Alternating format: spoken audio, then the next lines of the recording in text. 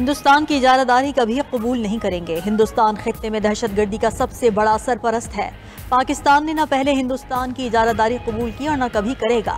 Field marshal Syed Asim Munir का दो टोक पैगाम।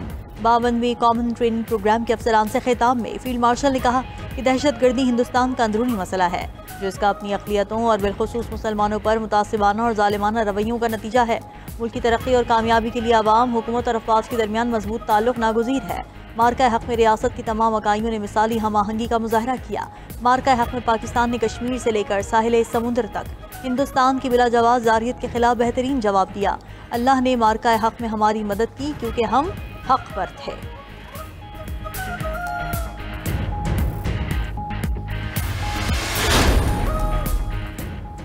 कराची में एक बार फिर बादल बरसने को तैयार। शहर कायद और हैदराबाद के कई इलाकों में बारिशी पानी की निकासी न हो सकी। मलीर, सफूरा, मॉडल कॉलोनी और सादी टाउन में बादल बरसे। डिफेंस स्कीम 33 और नॉर्थ नाजमाबाद में तेज बारिश हुई। गुलशन हदीद, शारा फैसल, कुरंगी, लांडी और तारिक रोड पर भी बादल बरसे। रात भर बारिश से निशेबी इलाके ज़ेर-ए-आब। कई इलाकों से बिजली गायब रही। साइट एरिया में करंट लगने से एक शख्स जाँ बहक हो गया। लियारी बकरा पेड़ी पुल के करीब दीवार गिरने से भी एक शख्स जाँ बहक हो गया। बदीन में घर से राशन लेने जाने वाला नौजवान करंट लगने से जाँ बहक हुआ। सजावल में रात भर बारिश और तूफ़ानी हवाओं से ज़िला भर में तबाही। मीरपुर बठोरों के करीब 6 साल बच्ची नहर में डूबकर जाँ बहक।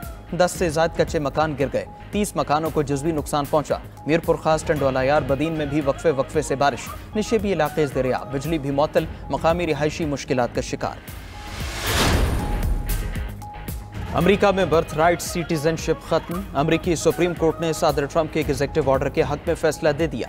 अमेरिकी सदर का पैदाइशी शहरियत को महदूद करने का हुक्म कानूनी करार। अमेरिकी सुप्रीम कोर्ट के फैसले से वफाकी अदालतों के फैसले कालदम हो गए। सदर ट्रंप के हुक्मनामे का इतलाक कुछ रियासतों में फौरी तौर पर शुरू हो जाएगा। अमेरिकी सदर ने सुप्रीम कोर्ट के फैसले को खुशाइंद करार दिया।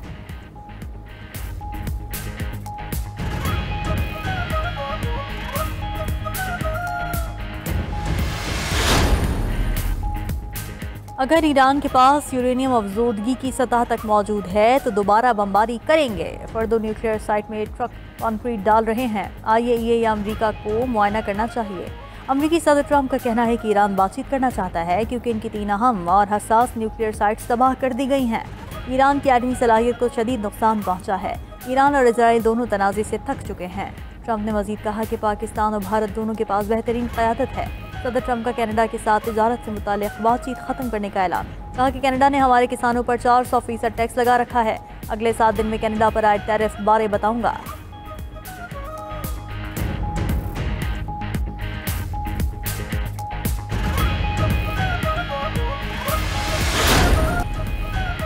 सवात में 8 अफराद की मयतें और जिंदा बचने वाले 11 अफराद को डस्का पहुंचा दिया गया। मयतें आने पर शहर के 3 इलाकों में कोहराम मच गया। रिश्तेदार जिंदा बच जाने वालों से गले मिलकर धाड़े मारकर रोते रहे। 3 मयतें डस्का कला, 3 मोहल्ला ललकलारियां और 2 मोहम्मदपुरा पहुंचा दी गई। मुतासरा खानदान के सरबराह राना अहमद अली का कहना है कि सियालकोट की तहसील डस्का से सैरो तफरी के लिए सवात आए। हम नाश्ता कर रहे थे। नाश्ता करते हुए कुछ बच्चे और बड़े तस्वीरें लेने चले गए। इस दौरान अचानक पानी आ गया और हमारी फैमिली मेंबर फंस गए। मकामी लोगों ने बड़ी कोशिश की लेकिन पानी का बहाव बहुत तेज था। रेस्क्यू 1112 को कॉल की लेकिन वो 1 घंटे बाद आए। रेस्क्यू वालों ने कहा कि वो कोई इंतजाम करते हैं और चले गए। जब वो वापस आए तो तमाम अफराद सैलाब की नजर हो चुके थे। हमारी फैमिली के कुल 10 लोग थे जिनमें से 4 बच गए।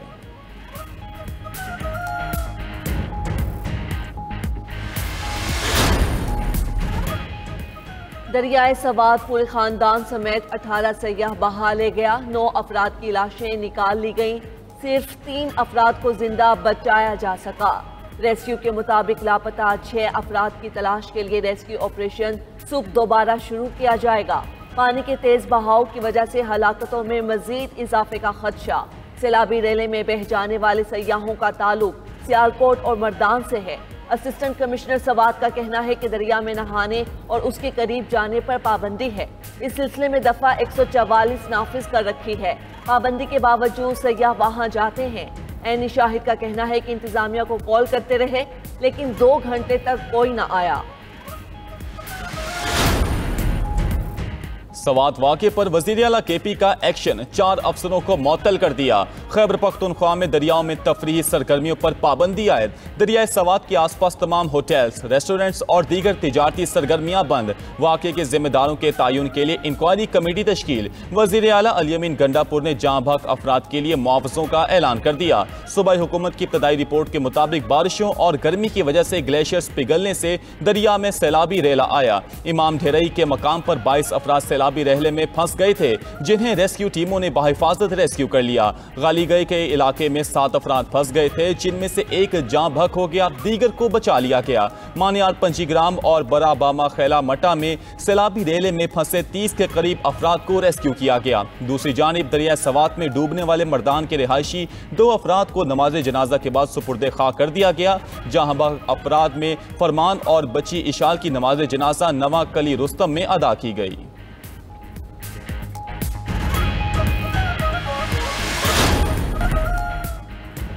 गजा में इस्राएली बमबारी से मजीद 36 फलस्तीनी शहीद, मुतादिद जख्मी हो गए। अरब मीडिया के मुताबिक इमदादी मकाम के करीब इस्राएली फौज की फायरिंग से 6 अफराद शहीद हुए। गजा शहर के तफा मोहल्ले में ड्रोन हमले में 10 अफराद शहीद हुए। 7 अक्टूबर 2023 से शोहदा की मजमूई तादाद 56,259 हो गई।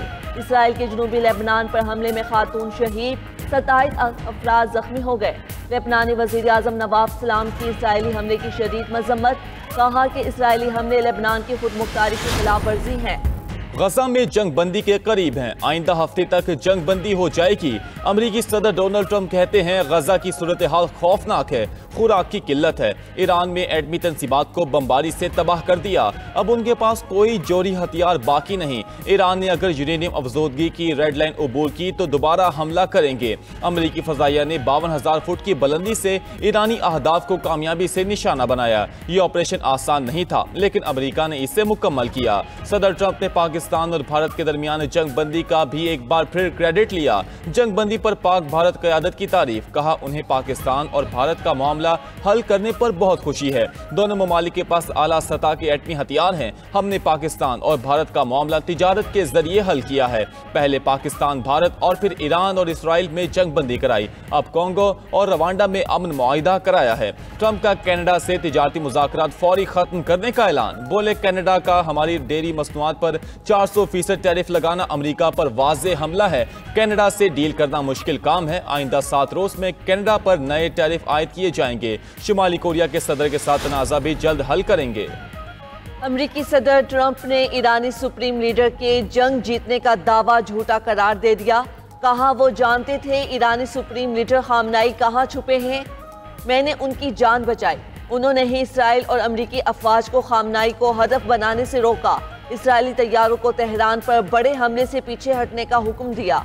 ये जंग का सबसे बड़ा हमला होता, शदीद तबाही आती, हजारों ईरानी मारे जाते। खामोशी और शुक्रगुजारी की बजाय ईरान की क़यादत ने नफरत और गुस्से का इजहार किया है। ईरान अगर आलमी निज़ाम का हिस्सा नहीं बना तो उसकी हालत मजीद खराब होगी। खामनाई के बयान के बाद ईरान पर पाबंदियों में रिलीफ का काम छोड़ दिया। ईरान को मैशत की तेज तरीन बहाली और तरक्की का मौका मिलने वाला था। दूसरी जानिब ईरानी वज़ीर ख़ारजा अब्बास इराक़ची ने ट्रंप के बयान पर रद्द-ए-अमल देते हुए कहा, सुप्रीम लीडर बारे अमरीकी सदर ट्रंप का लहजा नाकाबिले कबूल है। अगर ट्रंप डील के ख्वाह हैं तो नाकाबिले कबूल लहजा तर्क करें। ट्रंप आयतुल्लाह खामनाई के पैरोकारों को तकलीफ पहुंचाना बंद करें।